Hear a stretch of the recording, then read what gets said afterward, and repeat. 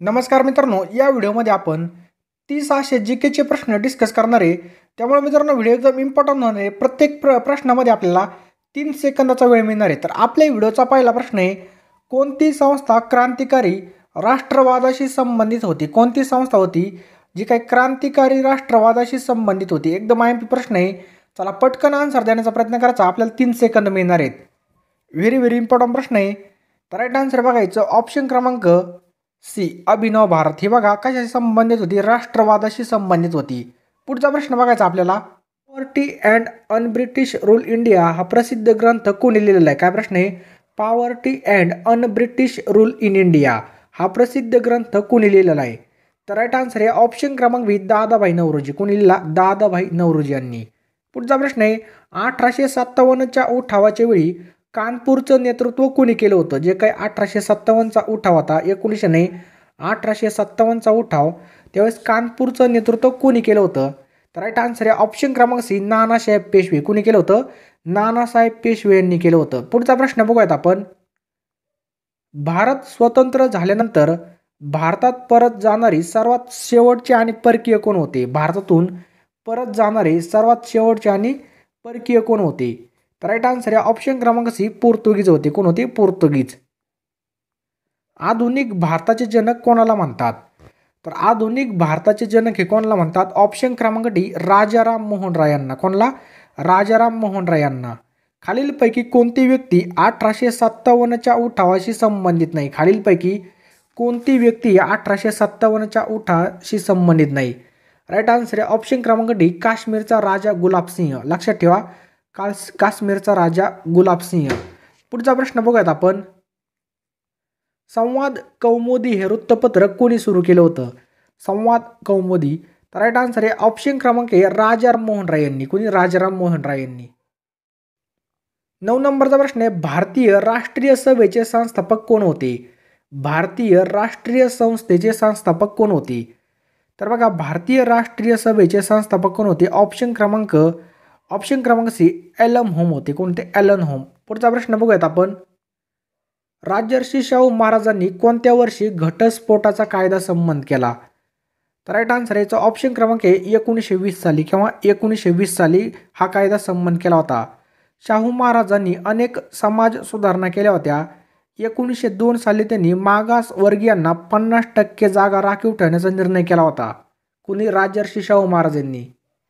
तर मित्रांनो, तुम्ही जर स्पर्धा परीक्षा करत असाल आणि अन अकॅडमी आपल्या मोबाईलमध्ये नसेल तर काय उपयोग नाही. कारण की बघा, अन अकॅडमी हा भारतातील सगळ्यात मोठा एज्युकेशनल प्लॅटफॉर्म आहे. तुम्हाला काय करायचं आहे? प्ले स्टोअरमध्ये जायचं आहे, अन अकॅडमी सर्च करायचं आहे आणि त्या ठिकाणी जर तुम्हाला कोड मागितला तर SMB10 आपला कोड आहे. लक्षात ठेवा, SMB10 हा जर कोड यूज केला तर तुम्हाला पूर्णपणे बघा मोफत ॲक्सेस मिळेल, मोफत फ्रीचे क्लासेस बघता येतील. त्याचबरोबर तुम्हाला सबस्क्रिप्शन घेण्यासाठी सुद्धा SMB10 हा कोड यूज करायचा. बघा, SMB10 खाली डिस्क्रिप्शन बॉक्समध्ये बघा आपल्या प्रोफाईलची लिंक दिलेली, त्या लिंकला फॉलो करू शकता. त्या ठिकाणी सुद्धा आपण क्लास घेत असतो. बघू शकता, crack MPSC with India's largest learning platform. जर मित्रांनो तुम्ही प्लस सबस्क्रिप्शन घेतलं तर तुम्हाला भरपूर फायदे आहेत. लाईव्ह घरातल्या घरात शिकता येणारे PDF वगैरे सगळं टॉप शिक्षक आपल्याला शिकवण्यास मदत करणार या ठिकाणी. आपल्यासाठी बघा, PSI STI ASUसाठी कंबाईन एक्झामसाठी बघा यशाची किल्ली बॅच असते. रणांगण बॅच आपल्याला माहिती आहे राज्यसेवेसाठी असते. पूर्व आणि मुख्य परीक्षेसाठी ह्या बॅचेस सुद्धा या ठिकाणी तुम्हाला अवेलेबल होतील. राज्यसेवेसाठी एक रिव्हिजन बॅच चालू झालेली आहे राज्यसेवेच्या मुख्य परीक्षेसाठी, बरोबर. हिचा सुद्धा तुम्ही लाभ घेऊ शकता. जे काही टॉप एज्युकेटर्स आहेत, गरुड झेप बघा फक्त STI मेन्स एक्झामसाठी चालू झालेली. कोणती? गरुड झेप. सबस्क्रिप्शनची ऑफर सुद्धा आपल्यासाठी चालू झालेली. 12 महिन्यावरती 2 महिने फ्री आहेत आणि 2 वर्षावरती 3 महिने फ्री आहेत. याचा सुद्धा लाभ घेऊ शकता. आणि मेन म्हणजे या ठिकाणी बघा, तुम्हाला खाली डिस्क्रिप्शन बॉक्समध्ये आपण लिंक टाकलेली, डायरेक्ट तुम्ही एवढ्या डिस्काउंटवरती जाताल. या ठिकाणी बघू शकता 1710 रुपयाला 1 महिना, 4275ला 3 महिन्याचं आहे, 7695 रुपयाला बघा केवढ्याला आहे 6 महिन्याचं आहे. आणि एका वर्षाची क्लास लावली, एका वर्षाचं पॅकेज आहे 9405 आणि 2 वर्षाचं आहे बघा 13680. भारत कृषक समाजाची स्थापना कोणी केली होती? तर राईट आन्सर आहे ऑप्शन क्रमांक डी, पंजाबराव देशमुख. कोणी केली होती? पंजाबराव देशमुख. पंजाबराव देशमुखांना भाऊसाहेब म्हणतात आणि ते बघा नेहरूंच्या मंत्रिमंडळात 1952 साली कृषी मंत्री होते. भारत कृषक समाजाची स्थापना 1955 मध्ये झाली. केव्हा? 1955 मध्ये. 12 नंबरचा प्रश्न काय आपला, इसवी सन 1853 मध्ये मुंबई व ठाणे हा भारतातील पहिला लोहमार्ग खालीलपैकी कोणाच्या काळामध्ये उभारला गेला? तर कोणाच्या काळामध्ये झाला होता हा? ऑप्शन क्रमांक बी, लॉर्ड डलहौसी. कोणाच्या? Lord Dalhousie. तर भारतातील पहिली रेल्वे 16 एप्रिल 1853 रोजी 16 एप्रिल 1853 रोजी मुंबई ते ठाणे एकूण 34 किलोमीटर चालली होती. किती? 34 किलोमीटर.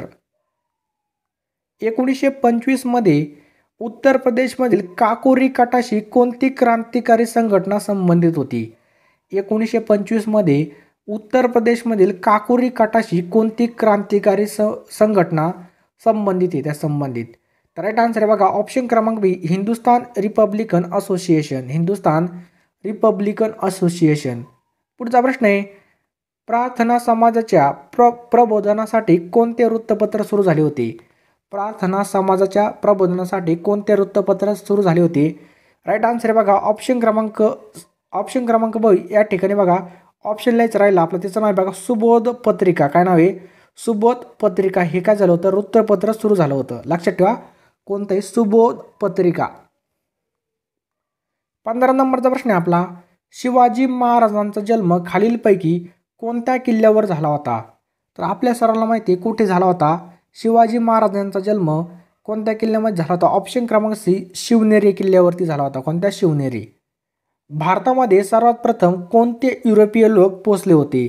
भारतामध्ये सर्वात प्रथम कोणते युरोपीय लोक पोचले होते? तर राईट आन्सर बघायचं ऑप्शन क्रमांक डी, पोर्तुगीज. कोणते पोचले होते? पोर्तुगीज लोक पोचले होते.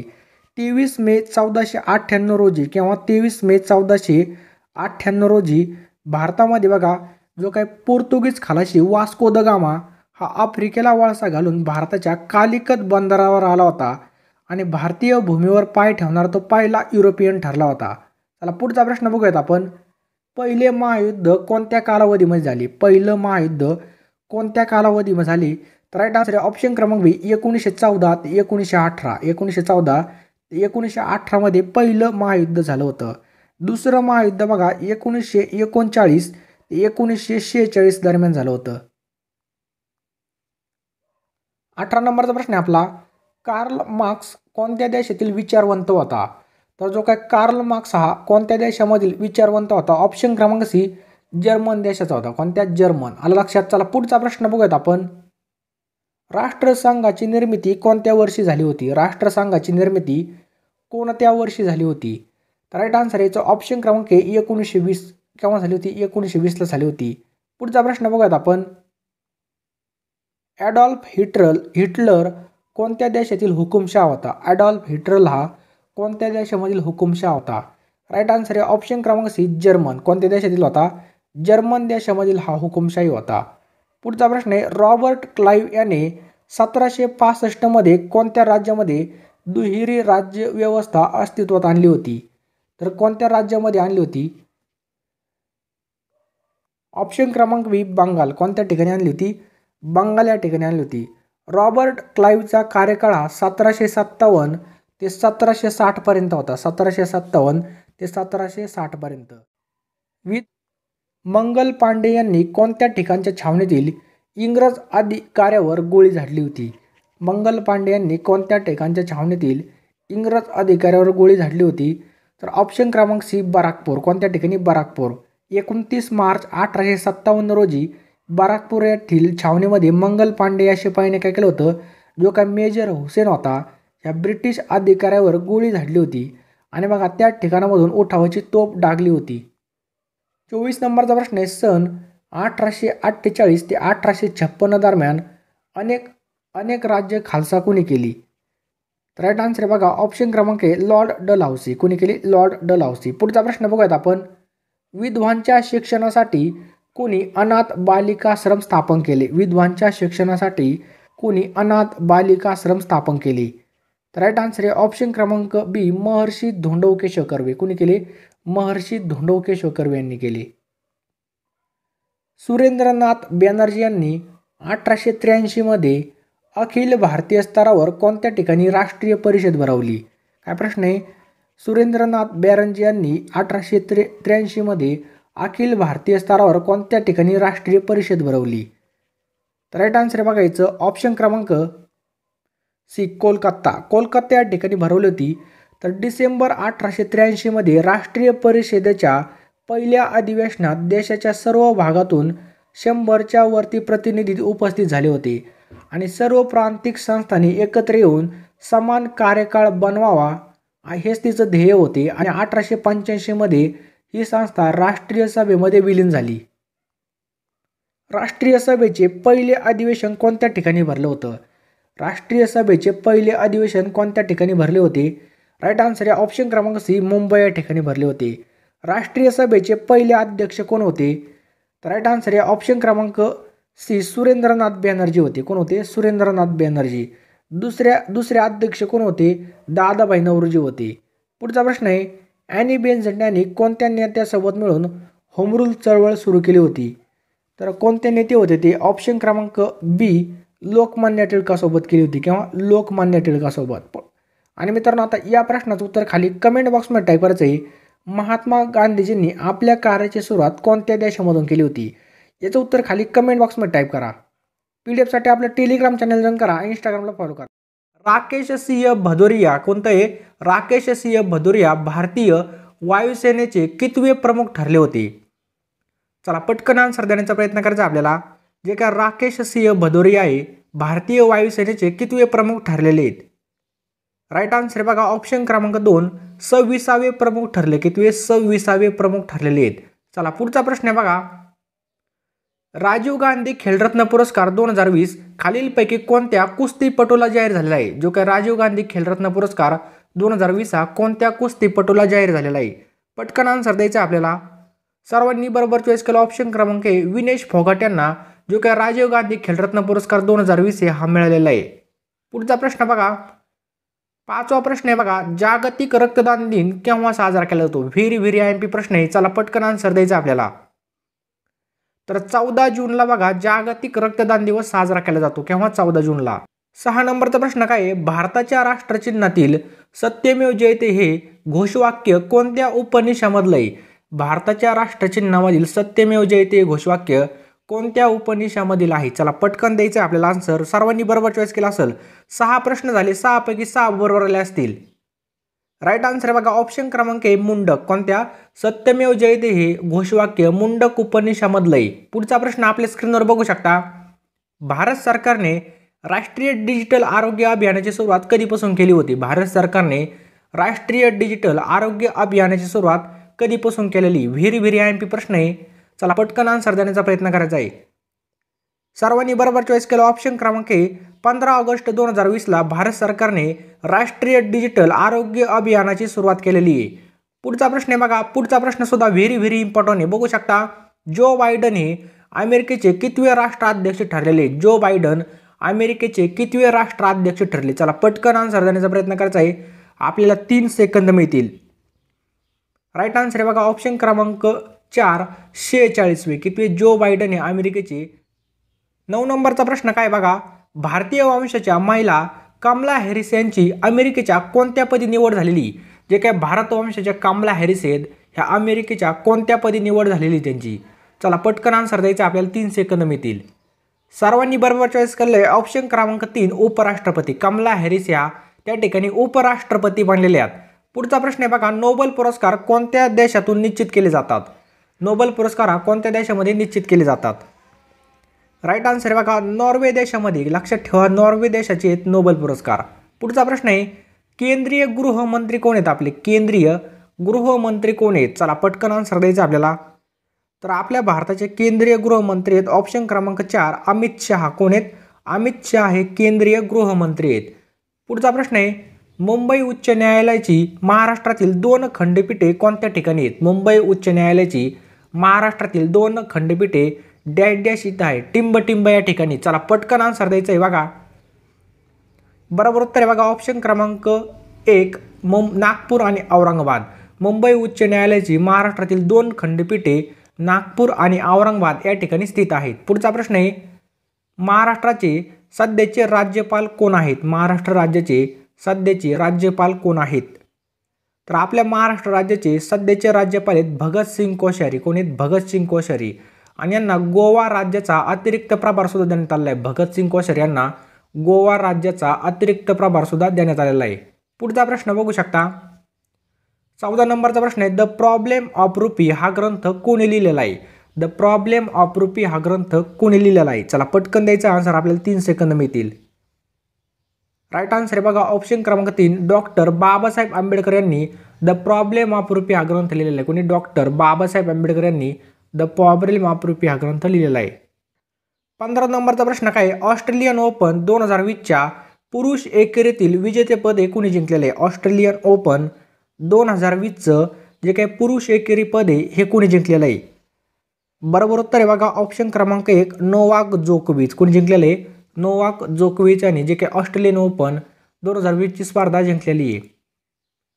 महाराष्ट्र केसरी 2019 हा किताब कोणी जिंकला? महाराष्ट्र केसरी 2019 हा किताब कोणी जिंकलेला आहे? तर महाराष्ट्र केसरी 2019चा किताब हा हर्षवर्धन सदगीर यांनी जिंकलेला आहे. कोणी? हर्षवर्धन सदगीर. नौदल प्रमुखास काय म्हणतात? नौदल प्रमुखास म्हणतात ॲडमिरल. लक्षात ठेवा, ॲडमिरल.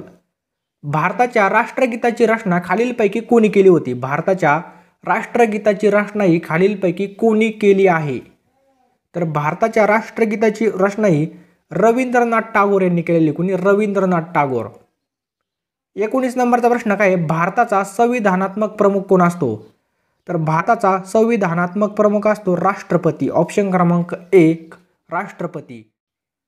20 नंबरचा प्रश्न, यापैकी कोणते पुस्तक डॉक्टर APJ अब्दुल कलाम यांनी लिहिलेलं आहे? तर आपल्याला माहिती आहे विंग्स ऑफ फायर हे डॉक्टर APJ अब्दुल कलाम यांनी लिहिलेलं आहे. कोणतं? Wings of fire. आलं लक्षात. त्याचबरोबर बघा डिस्कवरी ऑफ इंडिया हा पोस्टमन भरतीला प्रश्न विचारला होता. तर पोस्टमन भरतीला याचं उत्तर काय बघा, जवाहरलाल नेहरू यांनी डिस्कवरी ऑफ इंडिया हा ग्रंथ लिहिलेला आहे. पुढचा प्रश्न काय बघा, नागालँडची राजधानी कोणती आहे? नागालँडची राजधानी कोणती आहे? पटकन आन्सर द्यायचं आहे. पोस्टमन भरतीला हा सुद्धा प्रश्न विचारला होता. तर नागालँडची राजधानी कोणती आहे? कोहिमा आहे. खालीलपैकी कोणता जिल्हा समुद्र किनाऱ्याला लागत नाही? खालीलपैकी कोणता जिल्हा समुद्र किनाऱ्याला लागून नाही? एकदम सोपा प्रश्न आहे. बरोबर उत्तर आहे बघा ऑप्शन क्रमांक 3, कोल्हापूर. कोणता जिल्हा? कोल्हापूर. पुढचा प्रश्न बघू शकता, खालीलपैकी कोणत्या जिल्ह्यात जिल्हा परिषद नाही? खालीलपैकी कोणत्या जिल्ह्यात जिल्हा परिषद अस्तित्वात नाहीये? तर राईट आन्सर बघा कोणत्या जिल्ह्यामध्ये नाही? मुंबई शहरामध्ये नाही. कोणत्या? मुंबई शहरामध्ये जिल्हा परिषद काही अस्तित्वात नाहीये. 24 नंबरचा प्रश्न बघा, शेतकऱ्यांचा आसूड हा ग्रंथ कोणी लिहिला आहे? काय प्रश्न आहे? शेतकऱ्यांचा आसूड हा ग्रंथ कोणी लिहिला? ऑप्शन क्रमांक 2, महात्मा फुले यांनी शेतकऱ्यांचा आसूड हा ग्रंथ लिहिलेला आहे. कोणी? महात्मा फुले. मिहान हा महाप्रकल्प महाराष्ट्रात कोणत्या ठिकाणी आकारास येत आहे? तर मिहान हा महाप्रकल्प नागपूर या शहरामध्ये, नागपूर जिल्ह्यामध्ये आकारास येत आहे. कोणत्या? नागपूर. पुढचा प्रश्न काय बघा, महाराष्ट्र व तेलंगणा या राज्यात गोदावरी नदीवरील नांदेड जिल्ह्यातील कोणत्या प्रकल्पावरून वाद सुरू आहे? महाराष्ट्र आणि तेलंगणा या राज्यात गोदावरी नदीवरील नांदेड जिल्ह्यातील कोणत्या प्रकल्पावरून वाद सुरू आहे? तर कोणता प्रकल्प आहे तो? बाभळी बंधारा. कोणता आहे तो? बाभळी बंधारावरून वाद चालू आहेत. पुढचा प्रश्न आहे बघा 27 नंबरचा प्रश्न आहे, ड्राय आईस काय असतो? काय प्रश्न आहे? ड्राय आईस काय असतो? तर राईट आन्सर बघा ड्राय आईस काय असतो? ऑप्शन क्रमांक 2, कार्बन डायऑक्साईड असतो. काय असतो? Carbon dioxide. पुढचा प्रश्न आहे बघा, शेतीसाठी उपयुक्त असे व्हर्मी कंपोस्ट हे खत कोणत्या कृमीपासून मिळवले जाते? शेतीसाठी उपयुक्त असते व्हर्मी कंपोस्ट खत कोणत्या कृमीपासून मिळवले जाते? तर या गांडूळ खत म्हणतो त्याला आपण. काय म्हणतो? गांडूळ खत. आशिया खंडातील सर्वात पहिला सहकारी साखर कारखाना कोणत्या ठिकाणी स्थित आहे? आशिया खंडातील सर्वात पहिला सहकारी साखर कारखाना कोणत्या ठिकाणी स्थित आहे? ऑप्शन क्रमांक 2, प्रवारानगर. कोणत्या ठिकाणी? प्रवारानगर या ठिकाणी स्थित आहे. पुढचा प्रश्न आहे बघा, नीती आयोगाचे सध्याचे अध्यक्ष कोण आहेत? तर बघा पोस्टमन भरतीला हा प्रश्न आला होता. नीती आयोगाचे सध्याचे अध्यक्ष कोण आहेत? तर कोण आहेत? नरेंद्र मोदी हे नीती आयोगाचे सध्याचे कोण आहेत? अध्यक्ष आहेत नरेंद्र मोदी. आशिया खंडातील नोबेल म्हणून कोणता पुरस्कार ओळखला जातो? आशिया खंडामधील नोबेल पुरस्कार म्हणून कोणता पुरस्कार ओळखला जातो? तर रेमन मॅग्सेसे पुरस्कार. कोणता? रेमन मॅग्सेसे पुरस्कार हा आशिया खंडामधील नोबेल म्हणून पुरस्कार ओळखला जातो. पुढचा प्रश्न आहे बघा, मधुमेह विकारामध्ये डॅड्याचा वापर केला जातो. मधुमेह विकारामध्ये डॅड्याचा वापर केला जातो. तर कशाचा? इन्सुलिनचा वापर केला जातो. मधुमेह विकारामध्ये इन्सुलिनचा वापर केला जातो. कोणत्या पोर्तुगीज राजाने नौकायनास उत्तेजन दिले? कोणत्या पोर्तुगीज राजाने नौकायनास उत्तेजन दिले? ऑप्शन क्रमांक 3 हेन्नी. कोणता राज्य तो? हेन्नी राज्यांनी. पुढचा प्रश्न आहे बघा, संत ज्ञानेश्वर महाराजांचे संपूर्ण नाव काय होते? संत ज्ञानेश्वर महाराजाचे संपूर्ण नाव काय होते? तर काय नाव आहे त्यांचं? ऑप्शन क्रमांक 3 ज्ञानेश्वर विठ्ठलपंत कुलकर्णी. ज्ञानेश्वर विठ्ठलपंत कुलकर्णी हे संत ज्ञानेश्वर यांचं पूर्ण नाव आहे. पॅसिफिक महासागराने पृथ्वीचा किती टक्के भाग व्यापलेला आहे? जो काही पॅसिफिक महासागर आहे याने पृथ्वीचा किती टक्के भाग व्यापलेला आहे? तर 33% भाग व्यापलेला आहे. किती? 33% भाग व्यापलेला आहे. 33%. सौदी अरेबियाची राजधानी कोणत्या ठिकाणी आहे? सौदी अरेबियाची राजधानी खालीलपैकी कोणत्या ठिकाणी स्थित आहे? तर राईट आन्सर आहे बघा ऑप्शन क्रमांक 4 रियाध. कोणत्या ठिकाणी? रियाध या ठिकाणी स्थित आहे. 37 नंबरचा प्रश्न आहे बघा, कोणत्या शहरात श्रीलंकेची प्राचीन राजधानी म्हणतात? कोणत्या शहरात श्रीलंकेची प्राचीन राजधानी असे म्हणतात? तर अनुराधपूर. कोणत्या शहराला म्हणतात? अनुराधपूर शहराला श्रीलंकेची प्राचीन राजधानी असे म्हटलं जातं. 38 नंबरचा प्रश्न आहे, भांड्यांना कलई करण्यासाठी कोणत्या धातूचा वापर केला जातो? भांड्यांना कलई करण्यासाठी कोणत्या धातूचा वापर केला जातो? तर कथील या धातूचा उपयोग केला जातो. कोणत्या? कथील.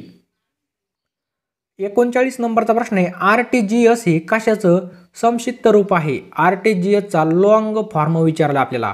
पोस्टमन भरतीला प्रत्येक शिपला यावरती प्रश्न येत होता. RTGSचा कशाचं संक्षिप्त रूप आहे? तर बघा ऑप्शन क्रमांक आहे real time gross settlement. Real time gross settlement. Carbon 14 या पद्धतीने किती वर्षापासून प्राचीन वस्तूचं वय ठरवणे शक्य झालं आहे? तर किती? ऑप्शन क्रमांक 2 60,000 वर्ष. किती? 60,000 वर्ष.